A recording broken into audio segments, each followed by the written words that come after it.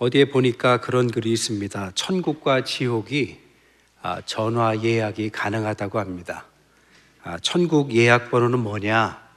66국에 3927번입니다. 말씀대로 살라고 66국에 3927. 이 정도 이야기하면 이해하셨겠죠? 지옥 예약 번호는 119국에 1111. 자기가 최고라고 생각하기 때문에 일자만 6번이 있습니다. 번호가 앞에 번호보다 뒤에 번호가 쉽기 때문에 지옥 예약이 지금 폭주 중이라고 누가 우스갯소리로 한 글을 보았습니다. 이번 주간은 고난 주간입니다. 고난을 묵상하는 주간이죠. 성경에서의 고난에 대해서 로마서 8장 18절에 생각하건대 현재의 고난은 장차 우리에게 나타날 영광과 비교할 수 없다라고 말합니다. 신앙인에게는 말씀대로 산다면 반드시 고난이 있습니다. 그러나 그 고난은 고난으로 끝나는 것이 아니라 앞으로 나타날 영광이 훨씬 크기 때문에 견뎌야 한다. 아니, 견딜만 하다. 이것이 로마서의 말씀입니다. 문제는 우리의 눈에 보이는 고난은 지금 당장의 문제고 나타날 영광은 아직 보이지 않기 때문에 그것을 기다리기가 여간 힘든 것이 아니겠죠. 사도 바울 목사님도 당대 복음 설교자요, 신학자요, 영성가였고 그리고 선교사의 역할을 했습니다. 그러나 당대에는 아무런 유익을 보지 못했습니다. 사람들이 존경하지도 않고 오히려 따돌림을 했고, 그리고 시편 44편 22절을 인용해서 자신의 처지를 도살장에 끌려가는 양과 같다라고 표현했습니다. 양이 도살장에 끌려갈 때는 털을 다 밀고 손발을 묶고 죽음을 기다리는 것처럼 자신의 사역은 참 초라하기 보잘것없고 그리고 죽음을 기다리는 양에 지나지 않다라고 말했습니다. 그는 죽을 때까지 계속 쫓기는 신세였고 결국에는 그가 어떤 열매를 맺을지 눈으로 보지 못하고 하나님의 품으로 가게 됩니다. 그러나 그는 고난 가운데서 오늘 말씀처럼 나타날 영광을 끝까지 기다렸던 성공한 신앙인이다라고 말할 수 있습니다. 그러면 바울은 어떻게 그것을 승리할 수 있었느냐? 한 가지입니다. 바로 예수 그리스도 안에 있는 하나님의 사랑이 그에게 있었다라고 말하는 거죠. 그래서 오늘 본문의 37절에 모든 일에 우리를 사랑하시는 이로 말미암아 우리가 넉넉히 이길 수 있다라고 말했습니다.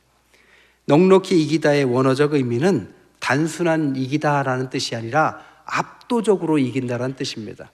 축구로 치자면 10대 0으로 이기는 것과 같습니다. 그는 아무리 고난이 커도 자신은 압도적으로 이기고 있다라고 생각했습니다. 39절에 보면 우리를 우리 주 예수 그리스도 안에 있는 하나님의 사랑에서 끊을 수 없다라고 말합니다. 이것도 원어를 살펴보면 하나님과의 사랑의 관계를 단절시킬 만한 능력자는 아무도 없다라는 뜻입니다. 아무도 막을 수 없고 압도적으로 이기고 있기 때문에 눈에 보이는 어떤 고난 때문에 좌절하거나 포기하는 것이 아니라 그런 완벽한 승리를 향한 하나님의 사랑을 소유하고 있었다, 이런 뜻입니다. 그러면 그에게 하나님의 사랑은 어떤 모습이었을까요?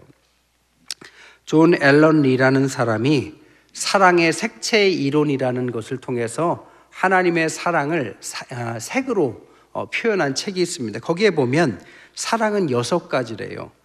아가페, 에로스, 스트로게, 매니아, 루두스, 프라그마인데 아가페는 자기 희생적인 신적인 사랑이라면 에로스는 연인의 사랑, 그리고 스트로게는 가족과 친구와 같은 정이 깃든 사랑, 그리고 매니아는 집착하는 중독적인 사랑, 루두스라는 것은 유희적인 즐거움을 찾는 사랑, 그리고 프라그마는 아주 수단과 방법을 가리지 않고 자기의 유익을 찾는 실용적인 사랑이라고 말했습니다.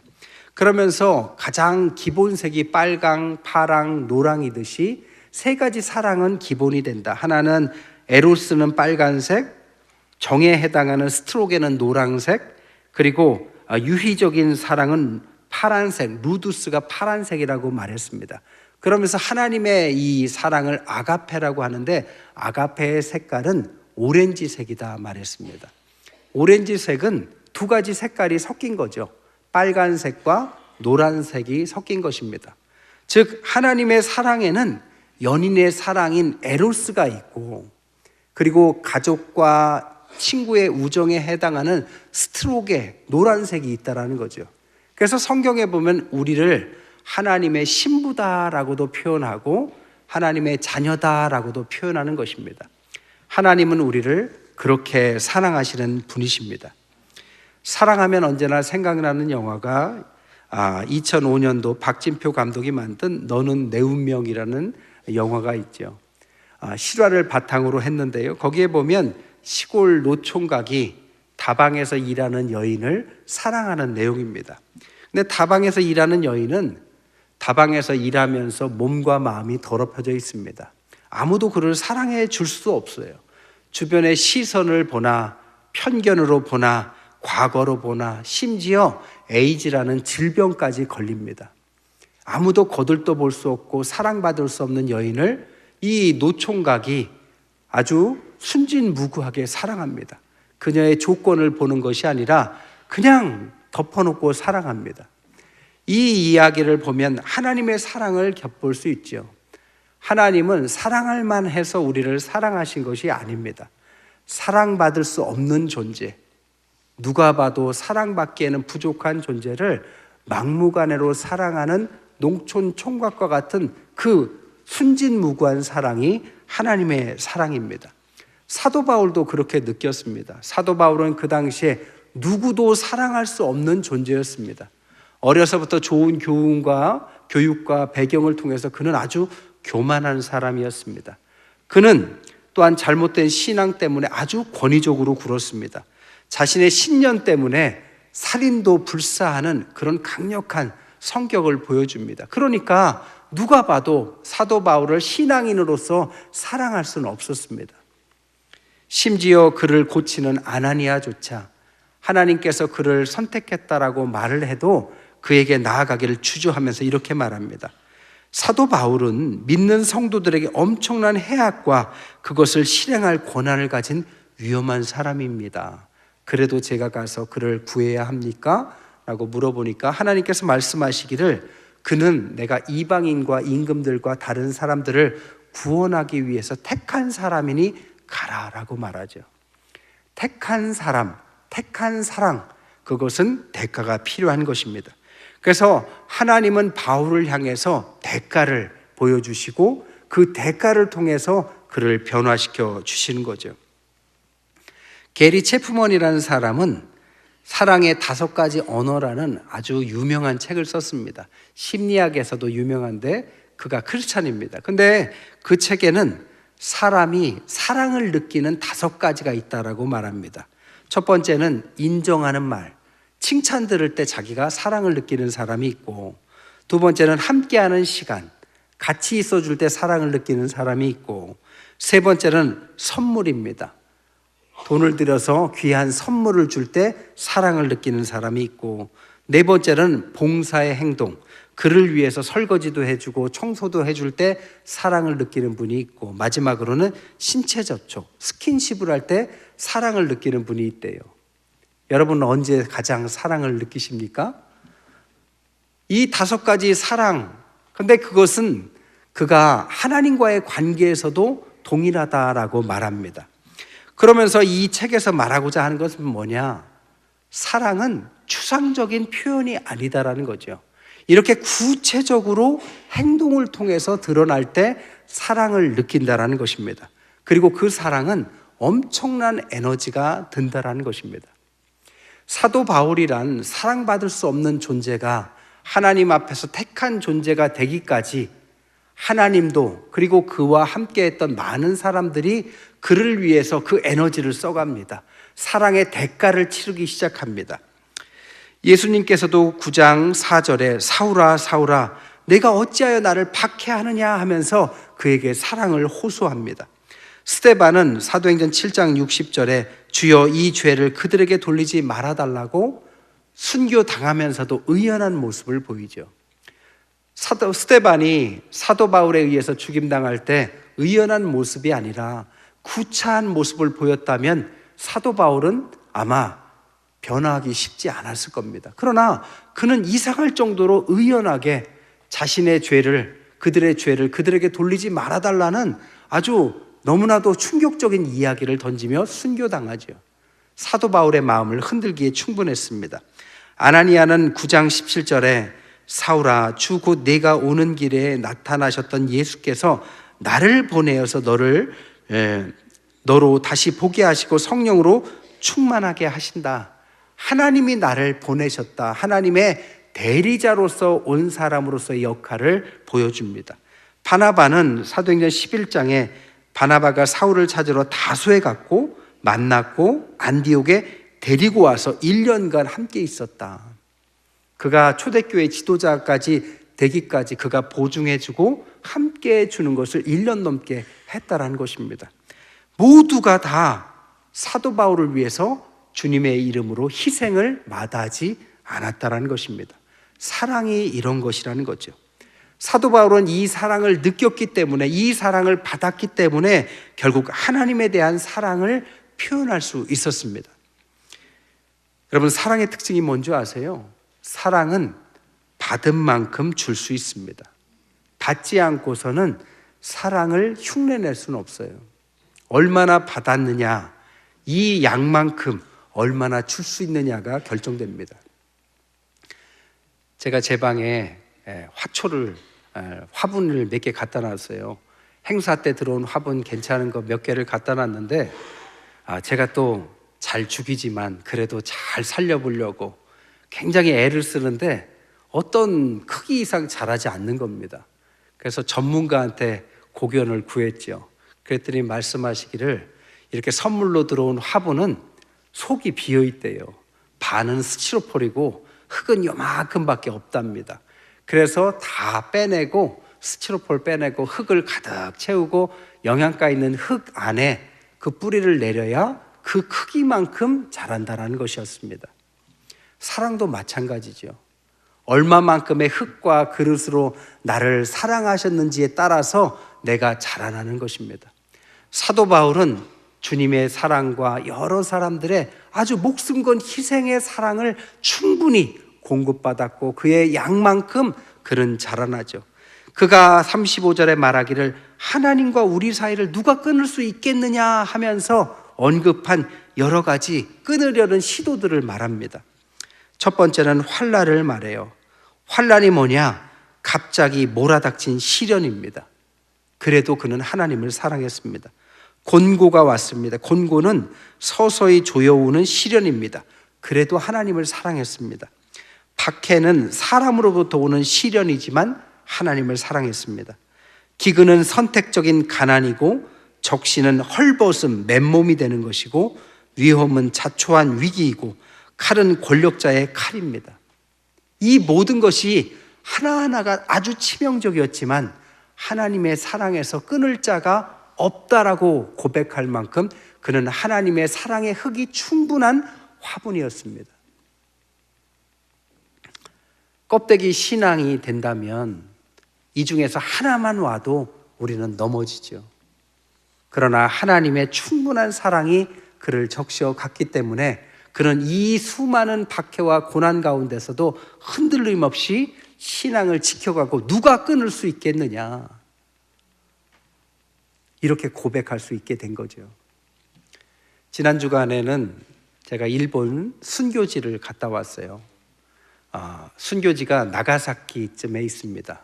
나가사키 간다니까 다들 우동을 먹고 왔냐고 하도 물어보시는데 우동도 유명하지만 나가사키가 순교지로 유명합니다. 지리적 위치가 중국하고 가까워요. 그러니까 선교사들이 그쪽에서 많이 들어왔기 때문에 그쪽에 초대 기독교가 전파가 되고 일본에서 순교를 당한 분들이 많습니다. 우리가 잘 아는 엔도 슈샤쿠의 침묵이란 책이 1966년도에 써져 있는데요. 그 배경이 이 나가사키 지역을 배경으로 합니다. 거기에 보면 후미에라는 것이 있었습니다. 후미에라는 뜻은 바른 그림. 처음에 누가 기독교인인지 아닌지를 알 수 없는 일본 관리들이 예수님의 성화를 안고 우는 그 일본 크리스찬들을 보면서 한 가지 악한 꾀를 내죠. 그 성화를 발에 깔아놓고 바닥에 깔아놓고 그것을 밟고 지나가느냐 아니냐를 가지고 신앙인이냐 아니냐를 판별하는 것을 후미에라고 합니다. 그리고 그것을 밟지 못한 사람들은 가보시면 알겠지만 유황 화산이 아주 그 당시에 유명하죠. 그래서 유황지옥이라는 뜨거운 곳에 떨어뜨리거나 잔인하게 그들을 순교시켰습니다. 그런데 모든 사람들이 다 순교한 건 아니에요. 그 책에 보면 침묵에서도 신부님이나 여러 사람들이 순교를 하지 않은 배교자로 나오지만 실제로도 하나님을 사랑한 신앙인들 중에서 배교 아닌 배교를 한 사람들이 많았다고 합니다. 왜? 목숨이 아까워서가 아니라 자신들의 자녀들에게 신앙을 전달하기 위해서 그들에게 그냥 보여주기 위해서 성화 예수님의 얼굴을 밟고 지나갔다라는 것입니다. 근데 그들이 아무리 그것을 전략적으로 했다 할지라도 참으로 가슴 아프고 죄책감이 들겠죠. 그래서 집에 와서 밟고 지나간 사람들이 함께 울면서 함께 발을 씻고 그 씻은 물을 함께 나눠 마셨다고 합니다. 피눈물을 흘리면서 우리가 이것을 밟고 지나가지만 하나님을 사랑하지 않는 것이 아니라 우리가 다음 세대들에게 신앙을 주기 위해서 한 것이다 라면서 함께 울고 신앙을 지켜갑니다. 200년 넘게 종교의 자유가 올 때까지 그들은 이 신앙을 지켜가요. 그리고 나서 그들은 숨어있는 크리스찬이라는 카쿠레 크리스찬이라는 이름으로 오늘날까지도 그들의 명목이 이어져 옵니다. 200년 후에 종교의 자유가 있고 그 후에 수백 년이 흘렀고 나서 오늘날 일본은 완전히 크리스찬 국가라고 말할 수 없고 아주 소수의 크리스찬 1%, 1.5%밖에 해당하지 않지만 현재 일본 대통령에 해당하는 총리도 크리스찬이 될 만큼 일본 기독교인은 아주 건재합니다. 왜 그랬을까요? 하나님의 사랑을 받은 사람들이 그 사랑을 기억하고 목숨을 걸고 신앙을 전달하는 이 순교의 역사가 바로 건강한 신앙인을 만들어냈다는 것입니다. 오늘 사도 바울은 그냥 말하는 것이 아닙니다. 그가 신앙을 지키면서 여러 환난이나 고통이 아무것도 아니다라고 말할 수 있는 것은 하나님의 사랑이 그에게 충분했고 사랑받을 수 없는 그를 사랑하셨다라는 사실을 눈물로 그는 받아들이고 있습니다. 그래서 그가 또 다른 성도들에게 사랑을 전달하고 그 전달받은 사람들이 그 사랑을 또 다른 세대에게 전달하면서 오늘날 우리까지 흘러온 것이죠. 사랑은 받아야 줄 수 있고 받은 것을 줄 수 있습니다. 제가 미국에도 살고 프랑스에도 살았어요. 외국에 살다 보면 공항 나갈 일이 많습니다. 외국에서 한국에서 이제 오면 처음에 초행이고 언어도 서투니까 공항에서 호텔까지 좀 이렇게 라이드 차로 좀 데려다 달라고 연락이 옵니다. 그래서 교민들은 그게 제일 고달픈 일이에요. 바쁜데 자꾸 와달라고 하니까. 저도 아주 많이 공항에서 픽업을 해줬어요. 근데 이상하게 저는 그게 힘들지 않았습니다. 오히려 콧노래 부르면서 즐겁게 바람 쐬러 가는 식으로 했어요. 많은 사람들을 그렇게 해주니까 우리 성도 중에 하나가 아이 목사님은 어떻게 그거 귀찮은 일인데 기쁨으로 하냐고. 그래서 제가 가만히 생각해 봤어요. 제가 그렇게 인격이 훌륭한가? 왜 이렇게 어려운 일을 기쁨으로 했을까? 가만히 생각해 보니까 저의 아버지가 생각났습니다. 저희 아버지가 어려운 가운데 저희 자녀들을 길렀는데 한 가지 확실하게 했던 것은 차로 학교를 데려다 주는 일을 참으로 열심히 하셨어요. 자녀들이 여러 명인데 시간 맞춰서 데려다 주고 데려오고 어디라도 가면 데려다 주는 것을 기쁨으로 감당하셨습니다. 그거를 보고 자랐어요. 그 혜택을 받았어요. 그러다 보니까 저도 모르게 무의식 중에 아버지의 사랑받은 그대로 다른 사람들에게 똑같은 행동을 하는 저를 발견했습니다. 사랑이 그것입니다. 주님의 사랑이 있지 않았다면 오늘날 순교자가 없었다면 오늘날 신앙이 여기까지 흘러오진 않았을 것입니다. 사랑은 공허한 메아리가 아닙니다. 사랑은 구체적인 행동이고 헌신입니다. 사랑은 관심이고 돌봄이고 방향이 있습니다. 그래서 사도 바울은 길을 잃지 않고 하나님의 사랑을 그대로 성도들에게, 로마 교인들에게, 그래서 로마서 16장에 보면 37명이나 되는 사람들이 하나님 앞에 바울의 사랑을 고백하는 장면이 나온다는 것입니다. 말씀을 정리할게요. 이번 주가 고난주간입니다. 고난주간 하면 왠지 아침을 금식해야 될 것 같고 굉장히 고난에 동참해야 될 것 같이 생각이 듭니다. 물론 좋은 일이죠. 그러나 그것은 형식입니다. 주님께서 어떻게 고난받으셨고 왜 고난받으셨을까? 이것을 깨닫는 주간이 고난주간입니다. 한마디로 말하면 사랑받을 수 없는 우리를 사랑하시기 위해서 고난을 마다하지 않고 고난받으신 기간입니다. 주님의 사랑을 이해해야만 우리가 어떤 존재인지 깨닫고 또 어떤 사람에게도 주의 사랑을 전할 수 있는 사람이 되는 것입니다. 이번 고난주간에 주님의 사랑을 깊이 깨닫고 그의 사랑 가운데 완전히 우리의 삶이 녹아지고 우리가 갖고 있었던 모든 세상적인 악한 것들, 더러운 것들이 씻겨나가는 한 주 되시기를 주님의 이름으로 간절히 축원드립니다.